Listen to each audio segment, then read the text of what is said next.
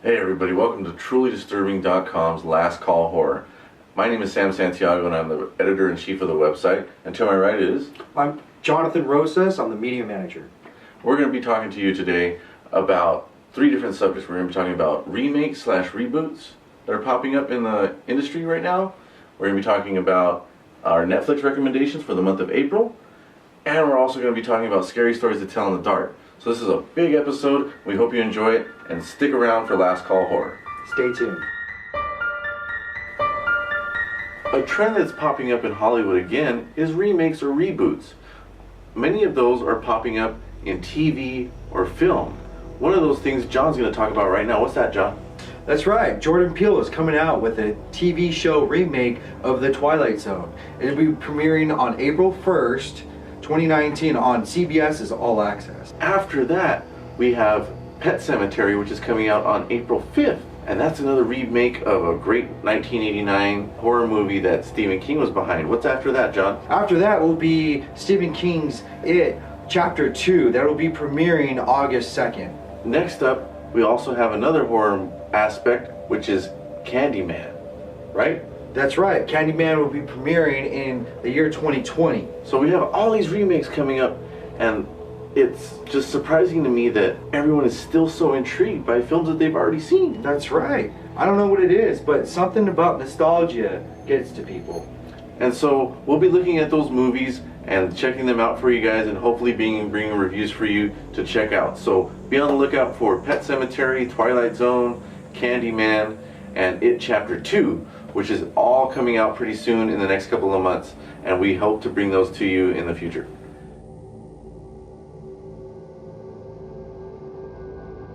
The next segment of our show is going to be our Netflix recommendations for the month of April.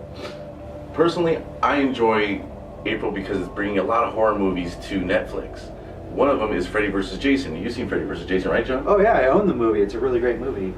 I enjoyed that movie to no end because it just brought two classic horror icons together. The second recommendation I have would be Lakeview Terrace with Samuel L. Jackson. The movie's just gritty and great, and it's not a gore fest or even a horror movie per se, but it's a really, really good suspenseful flick about a cop that's just being a dick. Right, John? You know a little bit about that. A cop being a dick? Yeah, no. My third and final recommendation would be I Am Legend. When this movie came out, I was very excited because I was a fan of the comic book that it was based off of. Will Smith did an excellent job in this, and come on.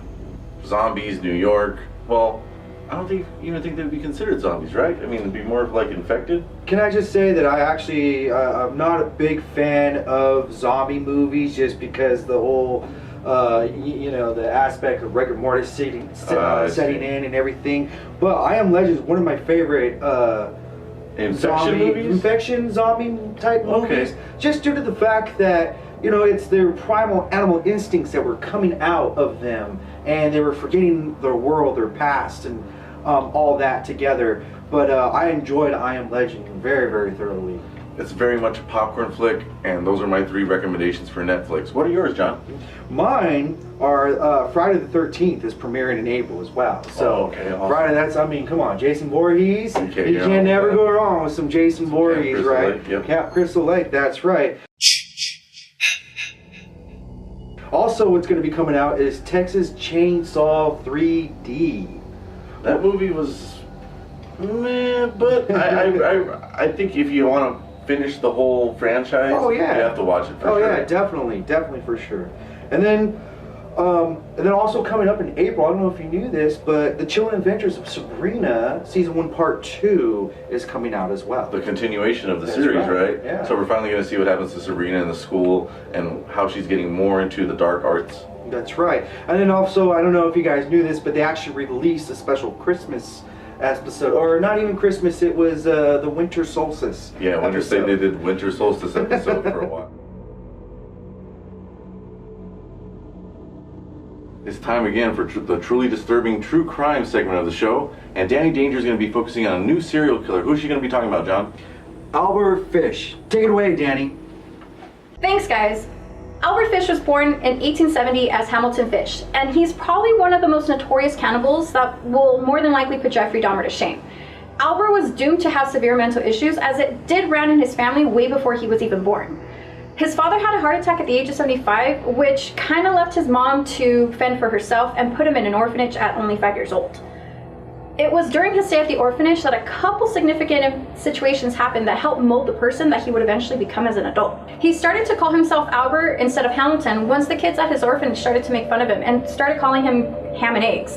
It was at the stay at the orphanage that he acquired his lifelong taste for sadomasochism. At the orphanage, he did receive many bare-bottom beatings from the adults, and during these beatings, he would actually get erections and become aroused, causing more teasing from the boys in the orphanage. When he was 9, his mother eventually was able to take him out and removed him from the orphanage altogether.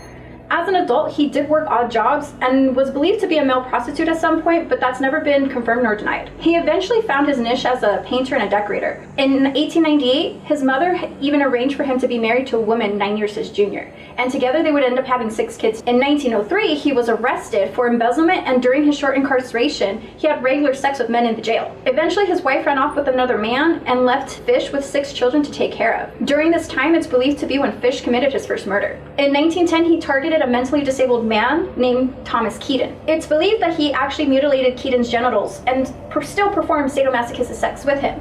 While the typical victim he targeted was either mentally handicapped or black, mainly due to the fact that the police wouldn't actually go searching for these victims, he had no preference when it came to sex, as he targeted both boys and girls. Although that he was an obvious pedophile, all his children stated that they never had any interaction like this with their father. He was quite obviously mentally ill and subject to hallucinations. He'd often shake his fist to the sky and claim that he was God. He often also had his children beat him until he bled. In this fun game, he had his back turned to his children, and they would hold up a number in their hands. If he could not guess the number that was on their hands, this is how many times that the children would beat him. He would even stick needles into his groin for sexual satisfaction. Another passion of his was sending obscene letters to women in the area, mainly the women that were in the Lonely Hearts column in the newspapers. This fact will hold key in the future.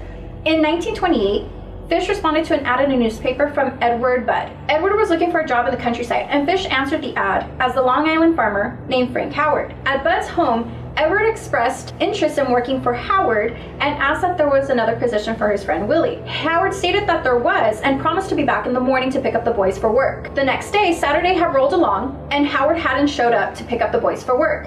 Instead, a telegram would come stating that he would pick up the boys the next following day on a Sunday. The following day did come around, and Frank Howard showed up dressed to the nines to the Budd residence. While waiting to take the boys to his farm, he catches a glimpse of 10-year-old Grace Budd during this time. Grace had been wearing her Sunday best, as she had just been confirmed at the Catholic Church. He began to gush about how beautiful she was. Grace took to the 5'5" elderly man, going as far as sitting on his lap. He had her count all the cash that he had on hand, which was a total of $91, which, calculating inflation, would be about $1,400 in today's money. And he rewarded her with the $50 for her counting abilities. He then changed his motive and asked Grace's mother if he could take her to his niece's birthday party. Though reluctant, her mother lets her go with Howard to his niece's birthday party and promises to have her home within a few hours. Howard and Grace walk out the door, turn the corner, and that would be the last that anybody would ever see of Grace again. Fish took Grace to an abandoned home where he then kills and cannibalizes her.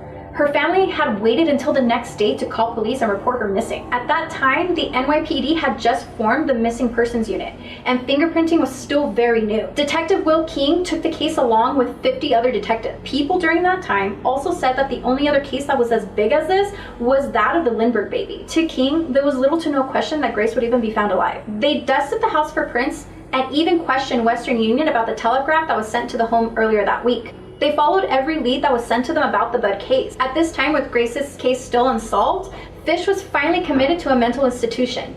For the first time after sending obscene letters to women. He was released 2 months later after observations stated that he was not insane, he just had a psychopathic personality, and he was just a sexual type. After a few months, the detectives were assigned to other crimes. With the Budd case still technically open, Detective King was able to find out what happened to Grace Budd and the mysterious Frank Howard. Male leads had continued, and Detective King instructed the Budds to turn over all unopened mail to him. In 1934, King received a call from the Budds stating that they had received a letter, and it looked like it was about Grace. Edward Budd took the letter to Detective King, and the letter read, "On Sunday, June 3rd, 1928, I called on you at 406 West 15th Street. Grace sat on my lap and kissed me. I made up my mind to eat her. On the pretense of taking her to a party, you said yes, she can go. I took her to an empty house in Westchester I had already picked out. When we got there, I told her to remain outside. She picked wildflowers. I went upstairs, stripped all my clothes off. I knew if I did not, I would get blood on them. When all was ready, I went to the window and called her. I hid in the closet until she was in the room. When she saw me all naked, she began to cry and tried to run downstairs. I grabbed her and she said she would tell her mama. First, I stripped her naked. How she did kick, bite, and scratch. I choked her to death. Then cut her into small pieces so I can take her meat into my rooms. How sweet and tender her little ass was roasted in the oven. It took 9 days to eat her entire body. I did not fuck her though, although I could have. I wished I had. She died a virgin. Detective King had not 1 ounce of a doubt that the handwriting on the letters sent to the Buds was also the handwriting that was on the Western Union Telegraph. He noticed that the envelope the letter was mailed in had the initials NYPCBA, or the New York Private Chauffeurs Benevolent Association logo on it.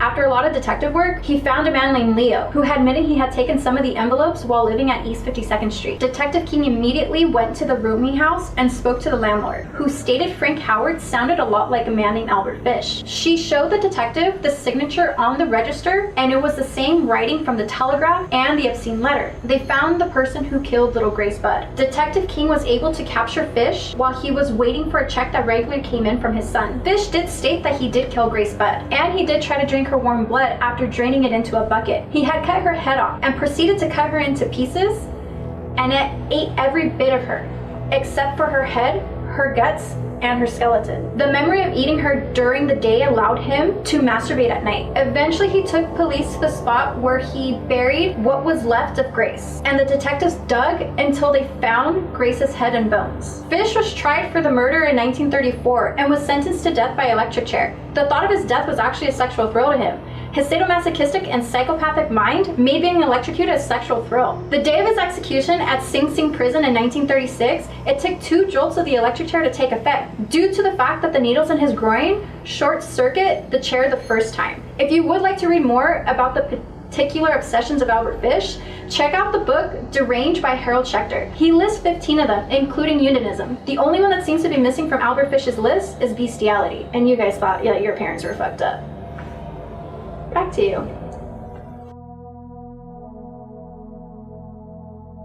A new film that we're really excited about is Scary Stories to Tell in the Dark, which is based off of these 3 books right here. Can you tell us a little bit about these books, John? Yes, the movie's going to be premiering August 9th, 2019.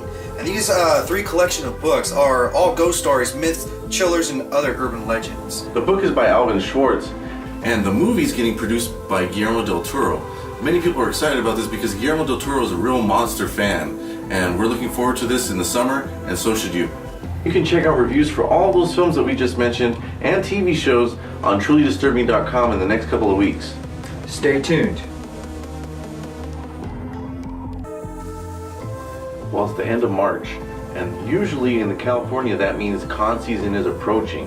The first convention that really kicks things off is Wondercon, right, John? That's right.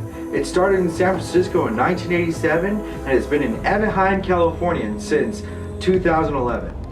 Yeah, WonderCon has been going on since 2011 in Anaheim, and I've had the privilege to go for quite a few years. Did you get a chance to go for a few times? Yes, I've been at WonderCon for quite a few years as well myself. This year we're going to get the chance to go, and this is our footage from 2019 in Anaheim. We're really appreciative of the chance to go and check it out and bring it to you guys. So here's all our footage from WonderCon 2019 in Anaheim, California. Enjoy.